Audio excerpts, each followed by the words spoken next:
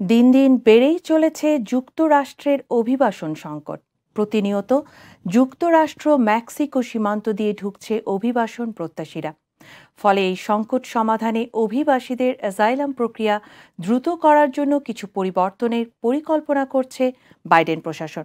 এই পরিকল্পনার অন্যতম একটি বিষয় হচ্ছে সীমান্তে অভিবাসীদের স্রোত ঠেকানোর জন্য একটি নির্বাহী আদেশের কথা ভাবছেন প্রেসিডেন্ট জো বাইডেন।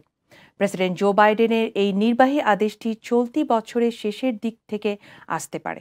এর আগেও সাবেক প্রেসিডেন্ট বারাক ওবামা এবং ডোনাল্ড ট্রাম্প প্রশাসনও এ ধরনের উদ্যোগ গ্রহণ করেছিলেন, যদিও সেসব উদ্যোগ শেষ পর্যন্ত আলোর মুখ দেখেনি। এদিকে অভিবাসীদের নিয়ে নতুন পরিকল্পনার বিষয়ে হোমল্যান্ড সিকিউরিটি ডিপার্টমেন্ট এবং জাস্টিস ডিপার্টমেন্ট থেকে একটি ঘোষণা যে কোনো সময় আসতে পারে। নতুন পরিকল্পনার নিয়মগুলি সেই সমস্ত অভিবাসীদের জন্য প্রযোজ্য হবে যারা যুক্তরাষ্ট্রে প্রবেশ করে অভিবাসন কর্তৃপক্ষের কাছে নিজেদের আত্মসমর্পণ করেছেন।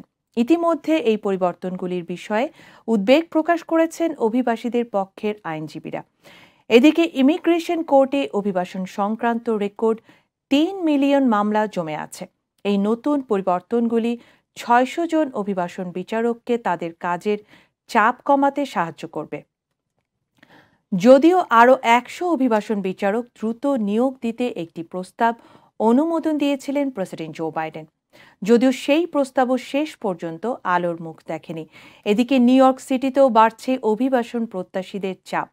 টেক্সাস সীমান্ত দিয়ে প্রবেশ করা অনেক অভিবাসন প্রত্যাশীকে নিউ ইয়র্ক সিটিতে পাঠিয়ে দিয়েছে টেক্সাস কর্তৃপক্ষ। এ নিয়ে টেক্সাসের রিপাবলিকান গভর্নর গ্রেগ অ্যাবটের সাথে নিউ ইয়র্ক সিটির মেয়র এরিক অ্যাডামসের মতবিরোধ দেখা দেয়। এছাড়া সিটির অভিবাসন সংকট সমাধানে বাজেটে নতুন বরাদ্দ রেখেছেন New York governor Kathy Hochul.